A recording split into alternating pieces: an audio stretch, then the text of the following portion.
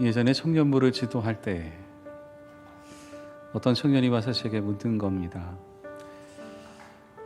하나님 우리한테 하지 말라는 게 참 많은데 자유를 구속하시는 분 같습니다.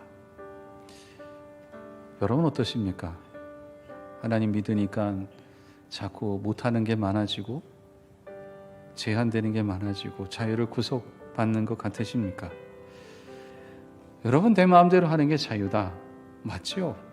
그런데 이것은 아주 기본적이고 유아적인 부분의 자유입니다. 갈라디아 교회에 갈등이 있었습니다. 핵심은 뭐냐? 자유입니다. 우리가 마음껏 하고 내가 하고 싶은 대로 하는 것, 이게 우리들의 모습 아니냐? 이게 갈라디아 교인들의 말이었던 거죠. 바울의 고민이 여기 있었던 거죠. 어떻게 하면 될까? 내가 복음을 증거했는데, 진리를 통한 자유를 얘기했는데, 아니 이렇게 기초적인 것, 내가 원하는 것만 주장하고 그런 분들이 교회를 흔들어 대고 있으니 어떻게 될 것인가? 정말 성숙한 자연인으로 인도할 수는 없는 것인가? 이런 고민을 하게 되었던 겁니다. 여러분 스스로 자유롭게 행동한다고 그렇게 하지만 우리는 무언가의 기준을 따라서 행동합니다. 여러분 기준 없는 자유는 없습니다. 내가 옳고 그르고 판단하는 기준이 없는 경우도 없으니까요. 여러분 사도 바울이 기준점이 바뀐 게 뭐냐? 부활하신 그리스도를 만난 다음에 기준이, 내가 이제껏 있었던 기준이 이게 있었구나 깨닫게 되고 그 기준을 바꾸게 된 거죠. 그리스도께서 우리를 해방시켜서 주님이 내 안에서 기준점이 되니까 내가 해방을, 내가 자유함을 누리게 되었다고 고백하는 거죠. 여러분 우리의 기준은 예수 그리스도입니다. 기준 대신 우리의 주님, 주님이 우리의 기준 되는 거죠.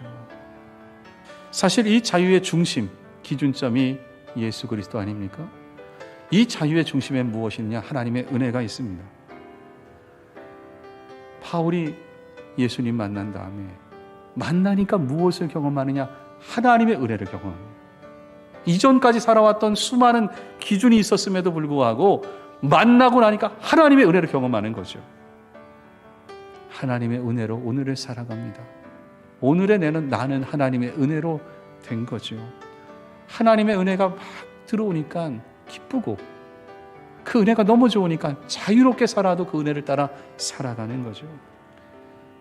하나님의 은혜가 선포되고 십자가의 복음이 살아 움직이는 것, 이게 바로 우리가 가야 될 길 아니겠습니까?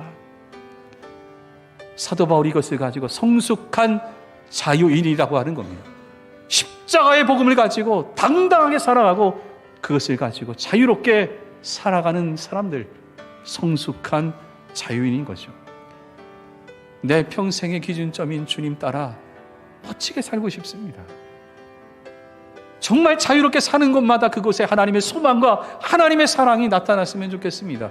내가 밟는 땅, 내가 가는 곳마다 하나님의 나라가 되고 하나님이 움직이는 곳이 됐으면 좋겠습니다. 하나님의 땅 만들어가는 것이 우리의 소망이 되어야 되지 않겠습니까?